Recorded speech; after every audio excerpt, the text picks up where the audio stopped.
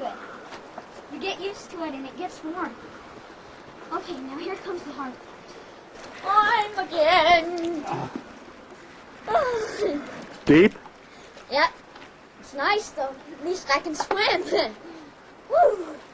Wow, once you get used to it, it's nice. Nice, baby. Nice, baby. Dad, come on in. Yeah, I will. Hurry up. I'm coming. Just come on in. Come on in. What I'm gonna do, little fellow, with the spiders here. Don't worry about spiders. They won't hurt you. Oh, golly. Wow. It's cold, isn't it? You're darn right. But you get used to it. Don't get used Nice to it. little man. Let's see, where can we get ourselves good and, oh boy, good soaked off here. Let's see. Oh. Aldo Leopold wrote a short piece that he called The Song of the Gavilan. He described the moss-covered banks and predicted that overgrazing along the hillsides would lead to catastrophic floods and would wash away the overhanging banks, and sure enough, that's what's happened. It wasn't this bad. 10 years ago when I came down here, there was still grass on a lot of this. This pool is about 5-6 feet deep.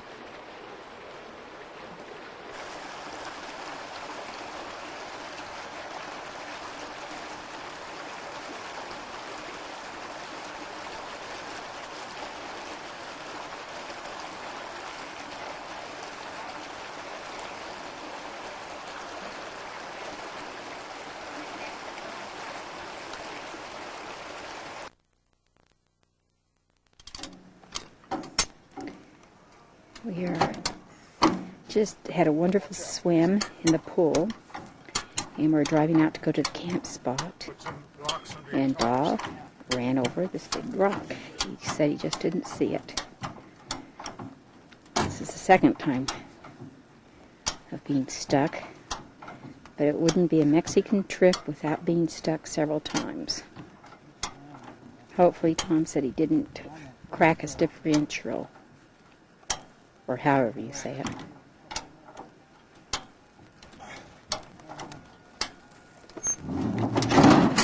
Yes. How did you not see that? Well, I was trying and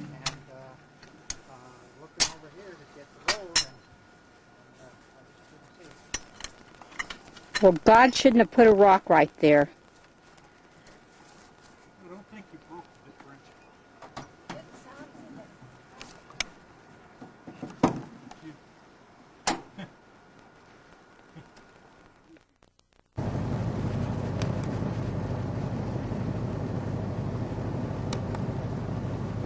10 minutes for John Hatch. Got to go get him.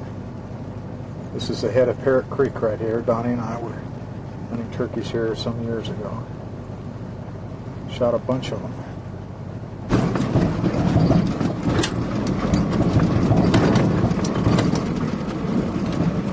Down off the mesa.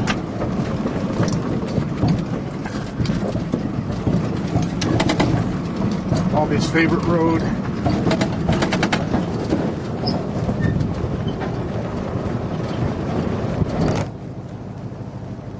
That's the Gavilan Canyon there.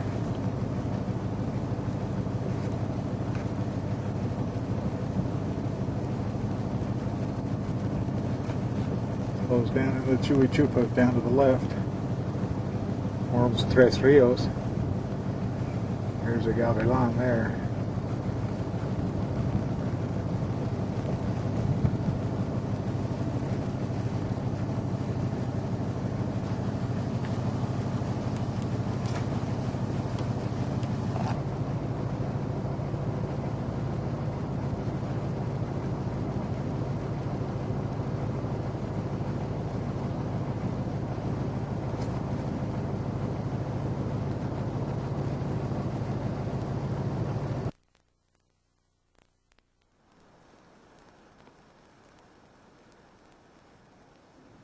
Here's the deal. I'm down here at the junction from the Wetton Ranch to on the main road to the Tres Rios. It's 5:53, as you can see. I'm waiting for John Hatch, and we expect that he'll be late, as usual. John, if you ever see this movie, my apologies, but it's true.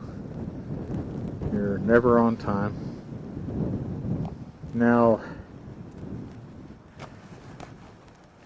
this is sure gorgeous. They've allowed the grass in these pastures to grow,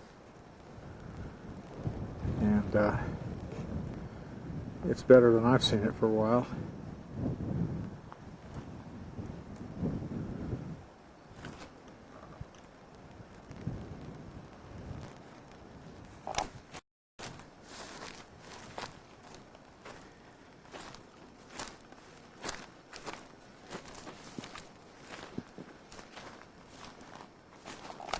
Now right over there is where the road goes up the mountain that I just came down.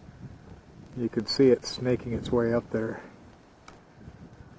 That's Bobby's, one of her favorite roads. It goes right on up there on top of that mesa, and then back in there beyond where the horizon is. Now beyond those strange formations there is where the Huetas Creek comes into the Gavilan. I've never been there. Dad has. And we're camped up at the head of these canyons on top. Now right in there, I believe, is where Parrot Creek comes out, although it might be right over here too. I'm not sure.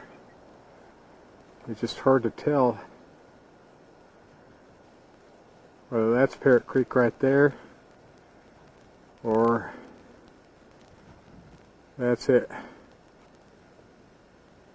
coming out of there, but I think it's more likely it's right here and goes up there to our left behind that tree. If that's right, we're camped up almost straight beyond us, or it's where the camera is pointing over the horizon. We're going to try to hunt up at the head of these creeks, up around that timber and up on those ridges there.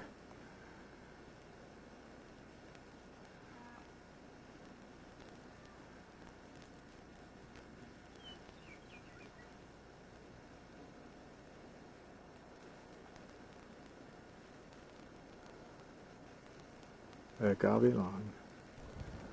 That's looking almost due west, that far, or southwest. That far ridge there is the the Bavispe Ridge, where we first found turkeys in 1975, and went up there on an ill-fated trip a couple of years later with Wayne Harley and Pat Scanlon and Mom and Dad, Dwight. And we didn't have any turkey calls or anything. We didn't know what we were doing, so we just kind of floundered around up there for a day or two and came back to Casas. That's a beautiful sight from up there, looking down the Bavispe Canyon, a couple thousand or so feet.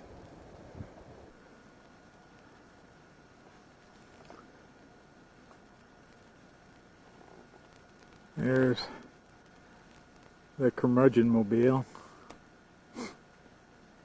with the fine tires. Oh, brother. I believe that I'm showing the range where we were camped last night and the day before.